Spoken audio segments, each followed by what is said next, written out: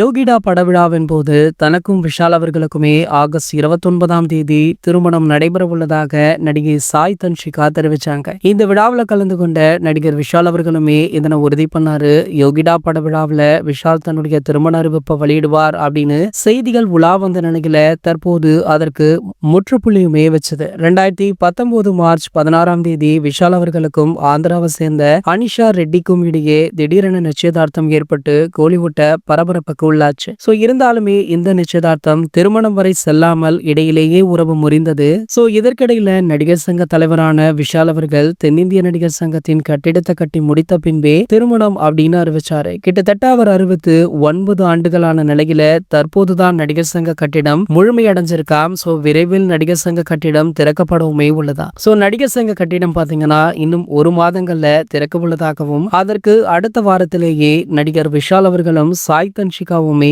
திருமணம் செய்து கொள்ள இருக்காங்களா. இந்த திருமணத்திற்கு பல முக்கிய பிரபலங்களுக்கு அழைப்பு விடுக்கப்பட்டிருக்கு. சூப்பர் ஸ்டார் முதல் தளபதி விஜய் வரை இந்த திருமணத்துல என்ட்ரி கொடுக்கவும் இருக்காங்க. இது போன்ற சினிமா செய்திகளை பற்றி நீங்க உடனே தெரிஞ்சுக்க நம்மளுடைய தமிழ் நியூஸ் எக்ஸ்பிரஸ் சேனலை மறக்காம சப்ஸ்கிரைப் பண்ணிக்கோங்க.